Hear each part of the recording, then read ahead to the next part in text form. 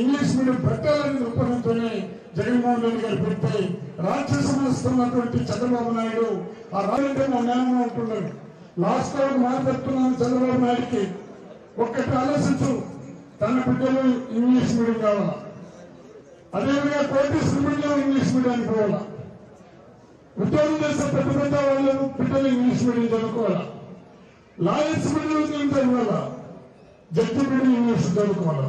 కానీ పేదవాళ్ళు English చదువుకోకూడదంట, English అవసరం లేదంట, తెలుగు అనేదాన్ని మర్చిపోతున్నారంట. ఈ రోజు ప్రతి బుక్ లో చూశాను నేను, తెలుగు డిక్షనరీ మాదిరిగా ఇంగ్లీష్ పదాలని దాని మౌలిక సదుపాయాలు ఏమైంది, ఇంగ్లీష్ ఏదైనా అర్థం చేసుకోవాలని తెలుగులో కూడా ప్రింట్ చేసి ఇవ్వడం, ఇది జగనన్న చరిత్రను సృష్టించారు. కాబట్టి మీ అందరి తరఫున నేను జగనన్న కూడా నేను తలవంచి నమస్కరిస్తున్నాను. విద్యావంతులు కావాలని ఆశపడినటువంటి జగనన్నకి, ఇళ్ల స్థలాలు లేకుండా అవసరపడుతుంటే ఇళ్ల స్థలాలు ఇస్తున్నటువంటి జగనన్నకి, రైతుల యొక్క బాధలు పక్షపాతిగా నడుస్తున్న జగనన్నకి, మహిళా పక్షపాతిగా నడుస్తున్న జగనన్నకి, అందరికీ కూడా ఆయన పక్షపాతిగా నడుస్తున్న పేదల పక్షపాతి జగన్మోహన్ రెడ్డికి ప్రత్యేక అభినందనలు తెలుపుకుంటూ, పెద్దిరెడ్డి రామచంద్రరెడ్డి గారు నాయకత్వంలో ఈ నియోజకవర్గం నిజంగా చెప్పాలంటే అప్పుడప్పుడు నేను కూడా అనుకుంటున్నాను, తన అంటే వారి తల్లిదండ్రులకి పాదాభివందనాలు చేస్తున్నారు. ఎందుకంటే రామచంద్రారెడ్డి తపన ఎక్కడుండాలంటే నేను పొగిడేదిలా, ఎక్కడికి వచ్చినా చూస్తా ఉన్నా. ఇంతకుముందు చాలా ఎవరైనా అర్జీలు ఇస్తే కూడా అరే మన పొడిగా మాట్లాడతానని మాట మాట్లాడేవాడు.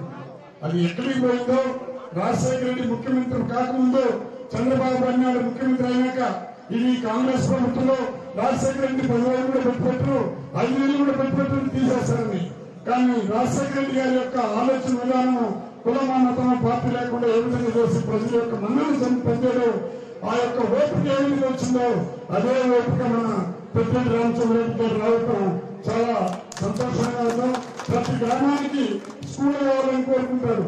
ప్రతి గ్రామంలో ఈ ఆయన వచ్చినాక మీకు అందరికీ తెలుసు, మామూలుగా ఈ దేవస్థానానికి సంబంధించినటువంటి గురువు కానీ ఎండోమెంట్కి సంబంధించిన గురువు కానీ తీసుకుని రావడం కాకుండా విద్యకు ప్రారంభిస్తూ అదేవిధంగా మతపరమైనటువంటి ఆలోచనతో కూడా అన్ని మతస్థులకి, ఇటు క్రిస్టియన్లకి, ఇటు ముస్లింస్ కి, ఇటు హిందువులకు కూడా మనోభావం దెబ్బతీయకుండా ఏ విధంగా జగన్మోహన్ రెడ్డి నిర్ణయాలు తీసుకుంటారో అదే ప్రకారంగా పెద్దిరెడ్డి రామచంద్రరెడ్డి కూడా నిర్ణయం తీసుకుంటున్నారు. కాబట్టి మీ అందరి తరఫున పెద్దిరెడ్డి రామచంద్రరెడ్డికి మళ్ళీ ధన్యవాదాలు చెప్పుకుంటూ, జగన్ ఒక మాట అన్నాడు, నాకు ఓటైపోయినా వాళ్ళు పేదవాళ్ళు అయితే వాళ్ళకి అభివృద్ధి చేయండి, నాకు ఓటైపోయినా పేదరికాన్ని మీరు వదలకండి, వాళ్ళకి నవరత్నాలు ప్రతి ఒక్కటి రావాలన్నారు.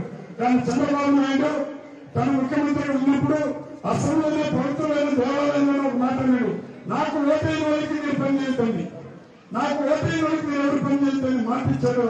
అది జగన్మోహన్ రెడ్డికి చంద్రబాబు నాయుడుకున్న వ్యత్యాసం. కాబట్టి మీ అందరూ ఆశ్రమించాలి, జగన్ ఆశ్రమించాల్సిందిగా మీ అందరి నాయకుడు, మనందరి నాయకుడు పెద్దిరెడ్డి రామచంద్రరెడ్డికి భగవంతుడు, ఎందుకంటే వారి తండ్రి